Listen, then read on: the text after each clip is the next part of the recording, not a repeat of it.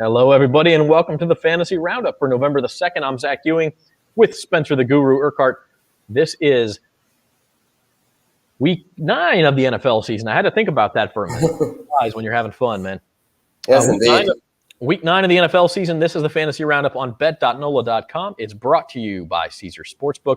Before we get going, I'd like to remind you, you can sign up for the Caesars Sportsbook app and be ready for mobile betting when it hits Louisiana. Go to NOLA.com/Caesars, and you'll get a $100 free bet bonus when mobile betting launches, which we think will probably be sometime in the next month. I've been telling people I hope it's an early Christmas present. We'll see exactly how early. As of Sunday, you can bet at casinos in the state, at least a few of them. And the mobile betting is about a month behind that. So we'll see, maybe early December. But again, go to NOLA.com/Caesars. You can download the app. You can make a deposit. You can get your bonus. You can be ready to go the minute that mobile sports betting is ready. So we are looking forward to that. And we're looking forward to week 9 of the fantasy football season, Spencer. But also, as we always do, we want to take a few minutes to look back at week 8.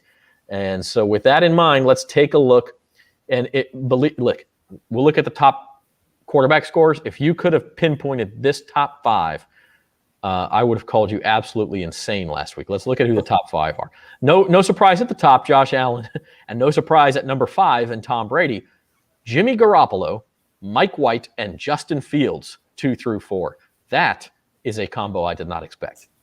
Wow, yeah, that's insanity there. That's just, especially Mike White in the middle of that. I mean, you could maybe think, maybe Jimmy G or Fields could do well. Then, yeah, sure enough, they ended up in a shootout, both that good games. But yeah, White, that just came out of nowhere. I thought Bengals, Jets, I thought that was the lock of the week. I thought the Bengals would steamroll the Jets. But, hey, look at Mike White. Big ups to him. Had a big game to keep the Jets, I'm not saying contention. I mean, they're probably not going nowhere. But at least showing that they're a respectable opponent and that they can get some offense going there. So that was encouraging to see there, no doubt. Yeah, DFS lineups that used that 49ers-Bears game were way ahead of the field because nobody expected it to be a shootout, but there you had it being a shootout. And I stacked Carson Wentz and Michael Pittman in my lineup, which was 2 touchdowns in the first quarter. But I missed in a lot of other places, and I didn't have anything from that San Francisco-Chicago game. And so, it just goes to show you that's why we love this crazy game. You cannot predict it at all. Right. And top scoring running backs, there's a few more familiar names, but the name at the top, Michael Carter of the Jets, 32.2 points, the top scorer by more than 7 points among running backs. Couldn't have called that one either, Spencer. No, yeah, that was a surprise. The fact that he was that involved in the passing game, I believe caught 9 passes for 95 yards. A huge day for Michael Carter, somebody that I wish I'd have kept him in one of my leagues. It was a shallower league that I had him in, and I was like, he's on the Jets. He probably won't do much moving forward, but he's taken the lead role there and ran with it, and he's somebody to definitely to watch moving forward as he topped all. I mean, all these other guys in this list are guys that have been on it before, Mixon, Ekeler, Aaron Jones, and Darrell Henderson. But Carter, man, he's making his presence known. Yeah, I have a league where I have a really good receiving core, but they all sort of struggled this week. Javonte Adams was one of them. He didn't play. Terry McLaurin wasn't that good this week. DJ Moore wasn't that good. Jerry Jeudy wasn't that good. Jamar Chase was fine, but not, didn't really pop off. Kyle Pitts didn't do any good. But I still won because I have Michael Carter and Joe Mixon. And so I was able to, they were able to carry the freight for me. So I was happy with those two. And Michael Carter, people have been saying since draft season, he is the most talented back for the Jets. The question is just similar to Javonte Williams of the Broncos. Is he going to get the lion's share of the carries and the targets? And now that he is, he's a guy you want to have rostered and in most cases, I think, in your starting lineup too. Mm-hmm. Yeah, it's hard to trust any Jets, but he's the one that I'd say is pretty trustworthy at this point. Man, how dare you denigrate Mike White like that? Fantasy football's number 3 quarterback for week 8. Yeah, he also did it. They give him more props. He did it without Corey Davis. Corey Davis was an unexpected inactive, so that was even. And once I saw it, I was like, oh, Mike White, he'll be lucky to throw for 100 yards, and then goes and does that. Whew. I mean, you kidding me? Taking a look at wide receivers now. I mentioned Michael Pittman with a couple of touchdown passes. A.J. Brown really went off. He had 155 yards and 10 catches, and so he's your number 1 receiver. Tyreek Hill, really the only player from that Monday night game who got off, and then Amari Cooper back from the dead after a couple of bad weeks. Right. Yeah. Same with Tyler Lockett. Those guys we know the drill with them, a super roller coaster type receivers, but their big weeks are big enough to where they're still worth rostering and starting most weeks. And AJ Brown, a huge one, Michael Pittman and Chris Godwin. I had a league where I had a great trio of, I had AJ Brown leading, and I actually had Pittman on the bench, and then my other two were Cooper Kupp and Debo. So it's a lot of receivers going off right now. Yeah, I mean, people talk about the 0 RB strategy in fantasy football, where when you draft, you either don't draft any running backs at the top, or you draft one and then wait on your RB2 for a long time and then just go pick up a bunch of handcuffs and hope that one of them hits. And this year might be the poster year for RB0 because, number one, there's been a lot of injuries. I mean, listen, if you spent your first round pick on Christian McCaffrey, Derrick Henry, Dalvin Cook, trying to think who else. All of these guys have missed time. Joe Mixon missed a game, I think. And so if you had the handcuffs, if you drafted Chuba Hubbard, if you drafted Alexander Madison,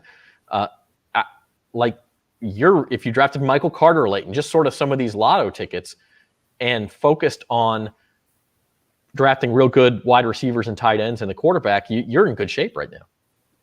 Right on, yeah. They have had a few receivers bust, though. I mean, look at Calvin Ridley and such. I mean, overall, though, the running backs have probably been more disappointing, especially to some of those early ones like you mentioned. Yeah, I mean, you can't predict it for sure, and there's no sure thing, but it does seem like fantasy football, like the real NFL, is trending more and more and more toward wide receivers as super valuable and running backs not quite as much. Tight ends has been a weird one because we thought the top tight ends would be super valuable this year, but George Kittle still can't get healthy. Mark Andrews has been real up and down. Kyle Pitts has been up and down. Darren Waller's gotten hurt, and now even Travis Kelce, I'm not sure he's completely healthy. He was really a dud on Monday night. And so some guys who have sort of stepped into the fray here. TJ Hockenson, he's been a little bit up and down too, but he's on an upswing. Former Saint Dan Arnold having a real consistent year.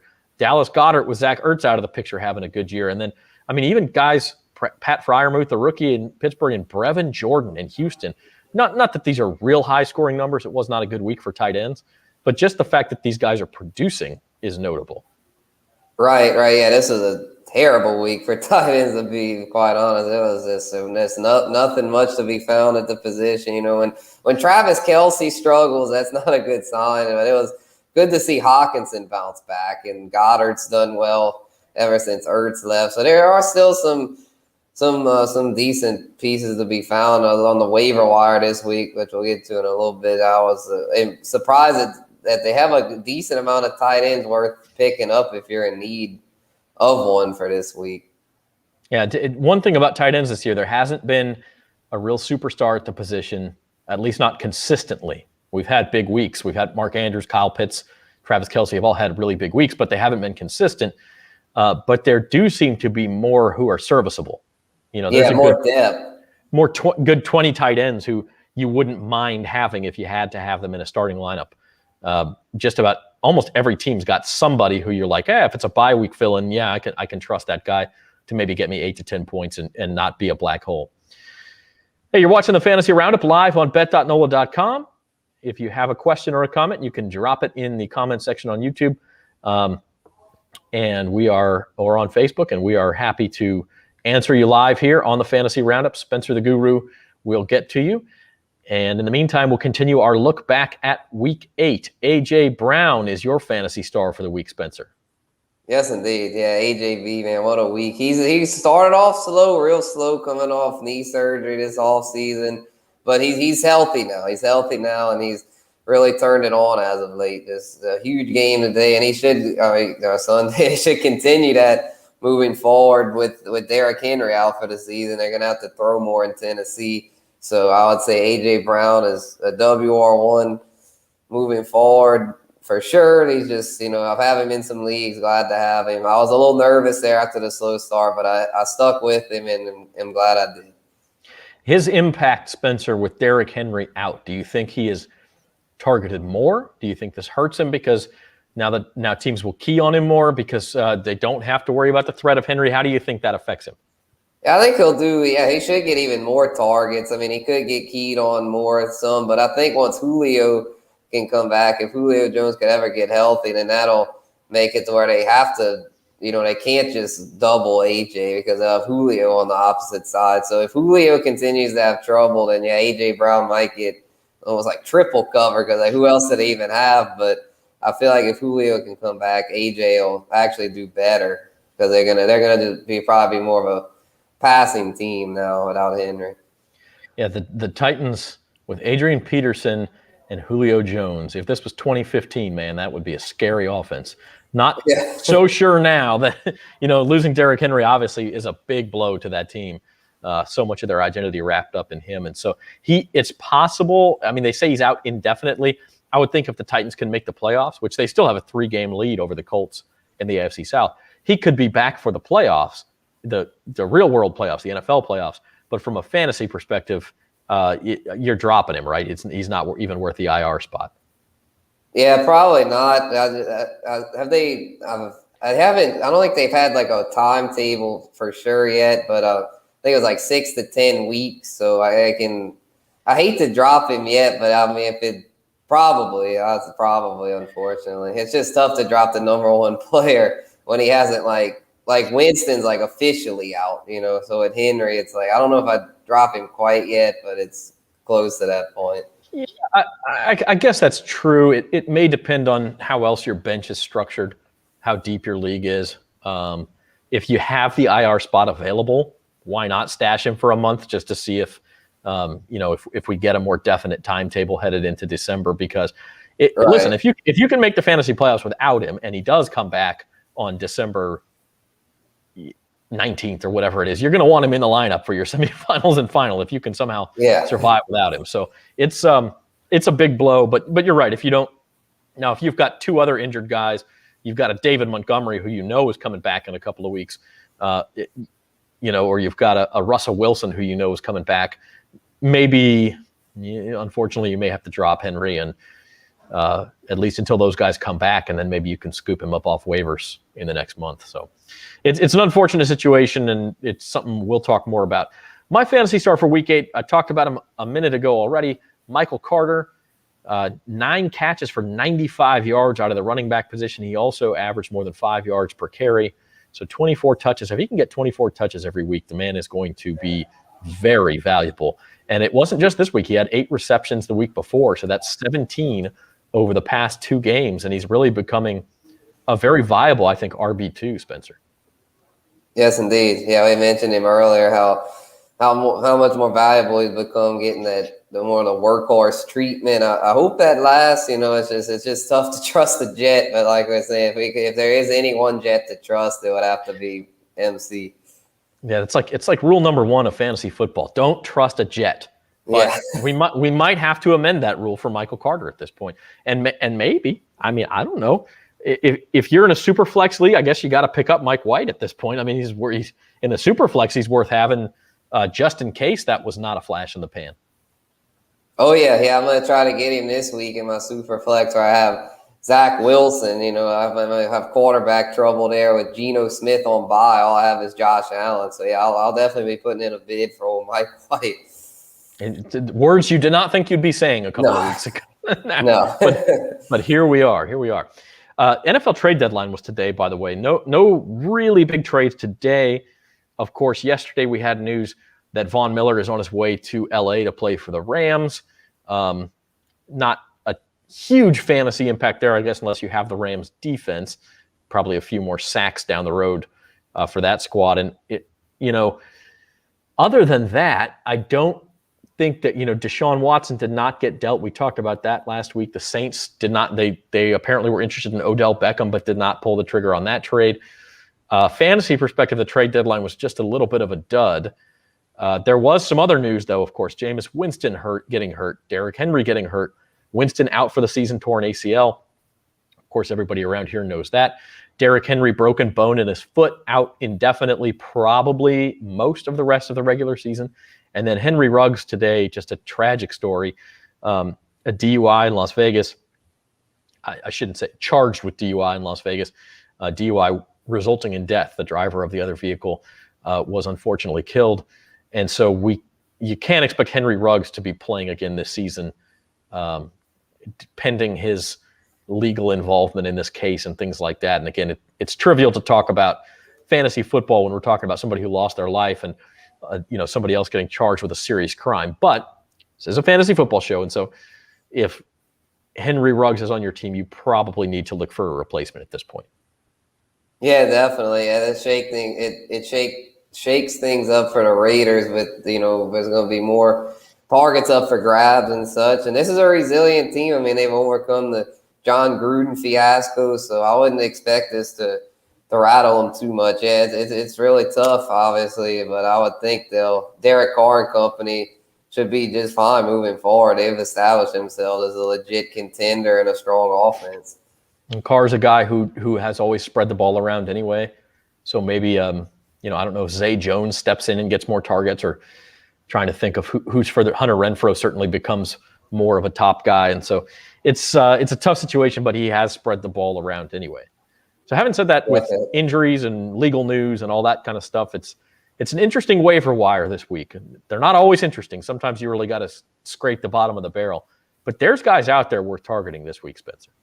Yeah, it's a lot. Yeah, like I mentioned in my column that just got published, I was saying, gotta get this week right. Gotta target the right guys, especially at running back if you're a Derrick Henry owner, because it's just, and you lose the best player in fantasy, it's just like, it's just, you're in a frenzy, panicking. But I would say, I wasn't going to do it, but I was like, man, to me, Adrian Peterson has got to be the top pickup because of the way the Titans, we were talking that, they're going to throw more for sure, but they're still at heart a running team. Like, they're not just going to completely abandon the run. They're not going to become the Chiefs, I don't think, and just throw every time. But with that in mind, I think Peterson is going to see a lot of work because, he'll be, he hadn't played to start the season, so he'll be somewhat fresh despite his advanced age. And he's somebody that's shown that he always stays in good shape. He's always ready. And while he probably won't be the most efficient runner, I think he'll,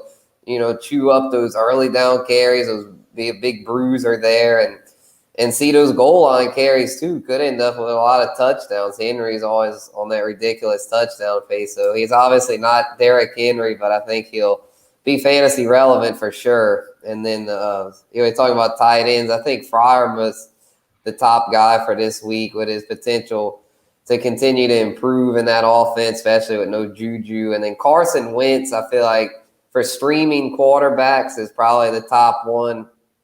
I know Taysom Hill is in the mix too for long term. I think for this week, streaming Wentz is the guy to go after against the Jets.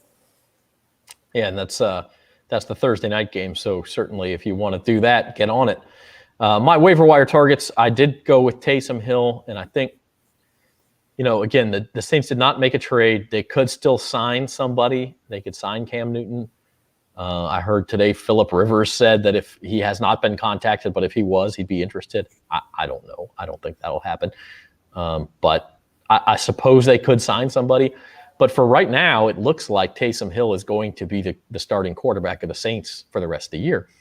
And we'll see what that means from an NFL perspective.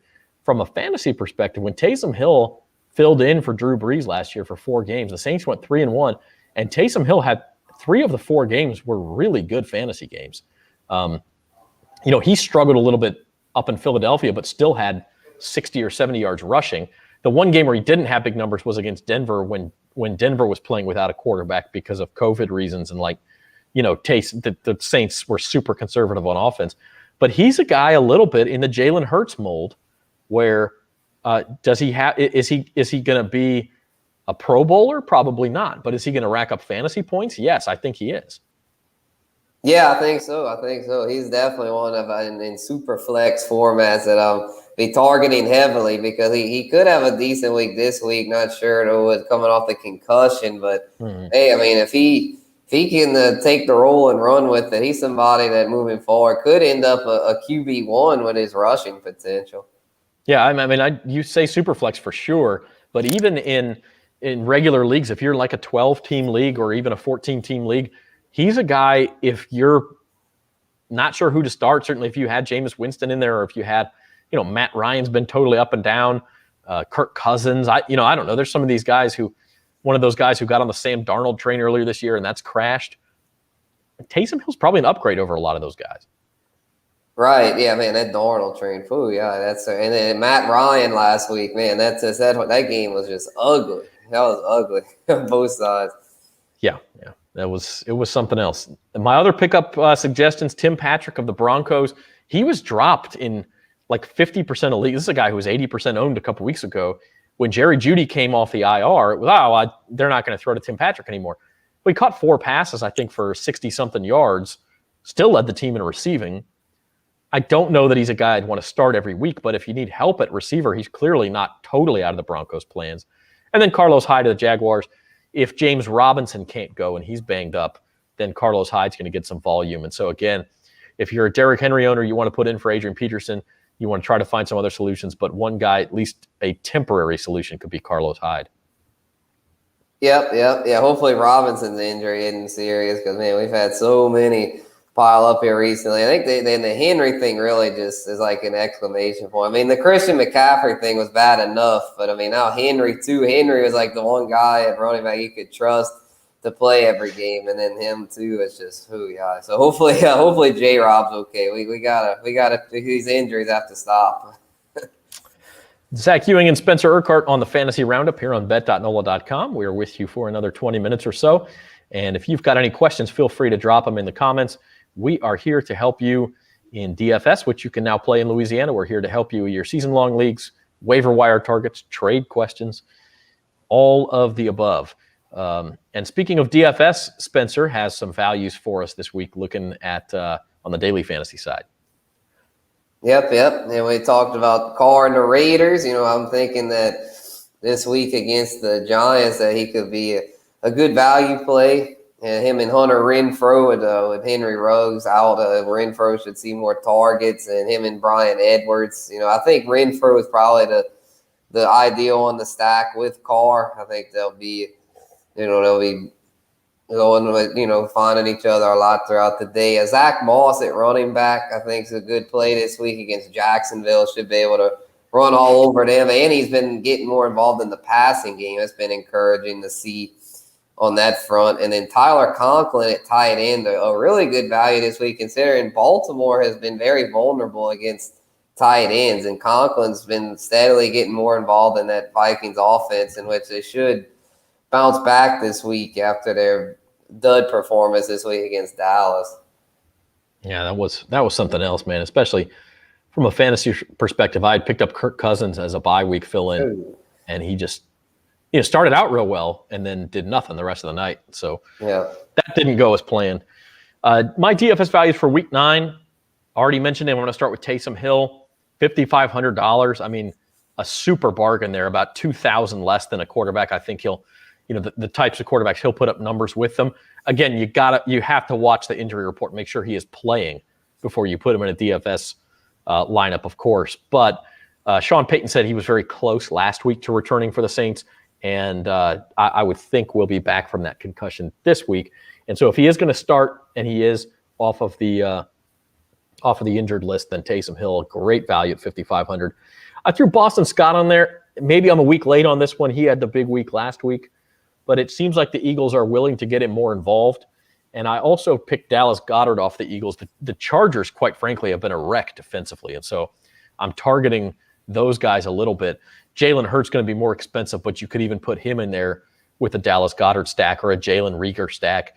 The types of off-the-radar, kind of like 49ers Bears last week, if you can pinpoint those off-the-radar matchups, they can win you DFS games. And then also pick Marquise Brown of the Ravens. They're playing the Vikings. And again, look at what Amari Cooper did to the Vikings. This is a similar type receiver who busts some big plays. He's not going to be super consistent, but it feels like this is a week where he could pop off. Yeah, very well could, and then keep an eye on my boy Rashad Bateman. I've mentioned him the past few weeks. Maybe he could get in on the action there. Should be a high scoring affair there, Ravens and Vikings. It's funny you said that because we're going to talk sleepers next, and I almost went with Rashad Bateman as my sleeper. And then I thought, we've done that before. I think both of us have had him as a sleeper already this year. We're both real high on him. And he hasn't had that 1 week where he's totally popped off. I do think it's coming at some point. Don't know if it'll be this week. I guess we'll see. But I am high on Bateman as well. But instead for your sleeper, you said never trust a Jet. You said never trust a Jet. And now here we are telling you Michael Carter and another Jet? Yeah, Elijah Moore, he was somebody that I thought we could maybe trust before the season, and then he just didn't get anything going. But hey, this Mike White magic could continue, and he's showing that he's a primary target there, especially if Corey Davis is out. If Corey Davis plays, then I'm backing off on this one. But I don't think he'll play, being that it's a short week. So I'm thinking that Moore will once again be a focal point in that what was thought to be a terrible offense. But I mean, it's looking like it might be decent because the Bengals, that was a really strong defense. It's not like they just did that against some cupcake defense. So I'm thinking that Moore could continue the momentum this week against the Colts defense that got shredded up recently by Tennessee. Yeah, I mean, the Colts, I've always thought of them in recent years as having a good secondary, but they have not really proven that. I mean, they can be vulnerable against the right attack, and so not a bad pick there at all for a sleeper. I went with Javonte Williams of the Broncos, and I'm thinking a little bit of his college teammate Michael Carter here. I do think the Broncos, they traded, they made the big trade with Von Miller. I almost said Von Bell, with Von Miller this week, and so obviously it's a sign that they are starting to give up on this season and build for the future. Maybe not completely. I thought they might trade Melvin Gordon and really open things up for Javonte Williams. They didn't do that. But if you're starting to build toward the future, wouldn't you want to play your young guys a little bit more? And that's my thought process here is maybe Javonte Williams starts to get more snaps than Melvin Gordon. We've sort of been anticipating that throughout the year. I think Javonte Williams has the much higher upside. He's much younger. And at some point, the Broncos will phase Gordon out and Williams more in.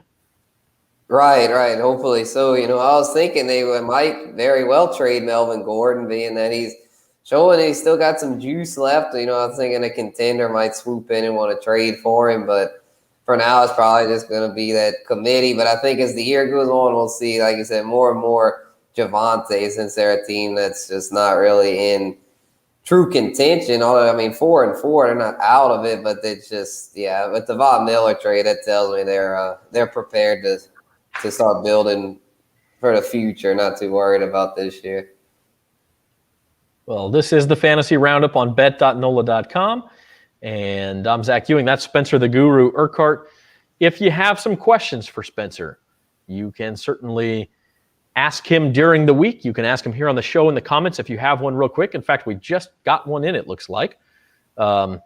Justin asks, Spencer, would you trade away DJ Moore, Javonte Williams, and Dalton Schultz in exchange for Myles Gaskin, DeAndre Hopkins, and Rashad Bateman? So it says Hopkins would go into his flex spot.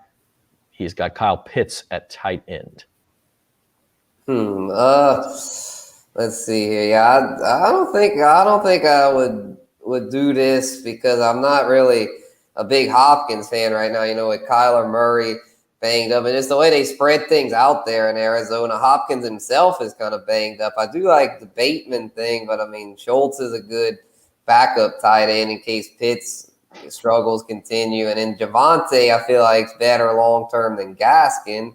And at this point, I think DJ Moore is probably more trustworthy than D-Hop, since D-Hop's been so up and down. I'd probably pass on this. Yeah, I agree with you. I think if you break that down player by player, there's a little more value in the first half of that.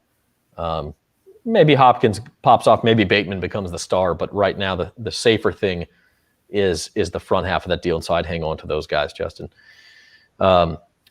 As I was saying, if you have questions after the show, you can reach out to Spencer on Twitter or Instagram. He is at Spencer the Guru, and that's anything from lineup questions, DFS questions, trade questions, of course, how injuries would impact guys. I do think it's interesting talking about, we've talked about the Derrick Henry situation. Jameis Winston out for the season in New Orleans. Michael Thomas, don't know when he's going to come back. He kind of hinted on social media that maybe it was more than an injury situation because Calvin Ridley, we know, is out for, I guess the best way to put it would be mental health reasons. And Michael Thomas tweeted out, "Hey, Calvin Ridley, I'm in there. I'm in that hole with you." And so I don't know if there's something beyond the injury or what the situation is there, but I don't know that we can expect Michael Thomas back this week. I think he was designated to return from IR 2 weeks ago, and so he's got to come back for the following week against Tennessee. But in the meantime, how do you rate the remaining guys on the Saints offense? I mean, Alvin Kamara, obviously you're going to start. You're going to play him. Are there any of the receivers or tight ends that you like better than the others, or are they all sort of irrelevant from a season-long fantasy perspective? Yeah, I think maybe Marquez Callaway could do better here with Taysom, because in the preseason, if I'm remembering right, him and Taysom had a really good connection. I think this really hurts Traquan Smith, though, because it seemed like Traquan was somebody that had a really good connection with Jameis, and then when Jameis went down, he didn't do too well in the rest of the way against Tampa. And then Deontay Harris just 2 hit or miss. The tight end room 2 hit or miss. So I'd say maybe keep an eye on Callaway, and then of course Michael Thomas when he comes back. But yeah, outside of Kamara, it's not too pretty. Yeah, I mean, you got to remember last year when Taysom Hill was the quarterback, he targeted Michael Thomas heavily.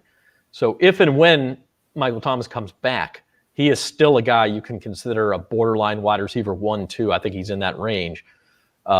We just need to know when he's going to come back. And so at this point, you're still playing that waiting game. I've got him on the IR in one of my leagues, sort of impatiently waiting. But when he's ready, we'll be ready to put him in our lineups. Another question comes in from Michael. Michael has Justin Herbert and Keenan Allen. Thinks he can get Jalen Hurts for cheap because he is somebody's backup for Kyler Murray. Question is, do you stick with Herbert or do you go get Jalen Hurts? Oh, I'd stick with Herbert, man. I'm a Herbert truther. They throw so much there, and with the Chargers, I mean, he didn't do great this week. But I mean, shoot, he was facing New England and Belichick. They shut him down last year, and this year they did better. And I think he's somebody you can trust more. Hurts, I know he has that rushing floor, but I mean, shoot, even last week in the blowout win against the Lions, he didn't do much as a passer. Don't have a whole lot of weapons. So I mean, maybe if you can. I wouldn't give up much. I mean, it's always good to have a decent backup quarterback. So, I mean, if you could get Hurts for the load and go ahead, but I would say Herbert would still be your QB1. I'd stick with it. Yeah, I mean, I like the idea of having that depth. You never know when there'll be an injury. Herbert's kind of what Phillip Rivers on us last week. You just, you can't. Maybe he's not as trustworthy as we thought. But the question there, Michael, is how cheap can you get Hurts for? Because if you can get him for a guy who's not currently in your starting lineup, or let's say you get to full strength after all the bye weeks and would not be in your starting lineup, maybe it's worth having that depth. But if it's not that cheap, I don't think you really have a need there. Yeah. Again, Spencer, we appreciate all the insight. And again, you can ask Spencer at Spencer the Guru on Twitter or Instagram if you have other lineup questions for the rest of the week. Richard just asked a question too. Is AP a pickup and stash? I think so. I think certainly if you can get him, you get him. Yeah, you got to. Like I mentioned in the column, it's just one of those deals where, they're not gonna. He's not King Henry, but with Tennessee, like that's a power run team, and Peterson's a power back, so I think he'll do enough to be worth a pickup and stash for sure. If you're in a fab league, how much of what you have remaining would you target for AP? I don't think he's one of those guys where you go all out unless you're desperate. But what percentage are you talking about as far as fab? I would say anywhere from if you don't have much left, then I'd say like I wouldn't spend more than about I'm trying to think $20 to $50 in it. Like I know a lot of these like $100 in fab, so I'd probably say like no more than 50. Yeah, I mean, it really depends on your situation too. I'm in a league where I've got Mixon and Michael Carter, and I've got David Montgomery coming back in a couple weeks, and so I probably am not going to go after Peterson real heavy because, I'm just better off saving that budget. But if you had Derrick Henry, you don't have a clear replacement for him. That's something that you might want to think about putting a little bit more. And if it's a waiver wire situation, again, it depends on exactly what you need. But I think I'm definitely putting in a bid for him to see what you can get. You can read Spencer's column on bet.nola.com, and he'll also be back in Friday's Times Picayune. So we're looking forward to that. Spencer, any other thoughts with Week 9 coming up? All right, yeah, just just keep riding the wave, y'all. Just keep stay calm, don't panic. This is a rough week with injuries, but should be better for Week 9. So I'm just hoping that'll just continue to not get any worse from the injury perspective. As a bye week, we got through bye Mageddon, so we got through that. We have 4 on bye this week. Tampa Bay, the big one there, but it should be better this week, hopefully. Yeah, I have one league where I'm playing the guy who has Brady, and he's got Derrick Henry. So I think I caught him at the right time. I got to feel happy about that. Well, good luck to everybody out there in Week 9 of fantasy football. Spencer and I are playing each other in fantasy basketball this week. Oh yeah, big one, man. We're up against each other, baby, and I think you have a small lead on me after day 1. So we'll see how that goes. Oh yeah, I'm excited. Yeah, you're 2-0. I'm 1-1, so I need to try to get the dub. Top scorer in the league. You got to come at me, bro. Yeah, I will. we'll see what happens in that. We'll let you know in the Guru's Fantasy Basketball League how that goes next week. But in the meantime, check us out at the book on Thursday. We'll have your sports betting weekend preview. And until then, this is the Fantasy Roundup on bet.nola.com. It's brought to you by Caesar Sportsbook. For Spencer the Guru Urquhart, I'm Zach Ewing, and we'll see you next time, everybody.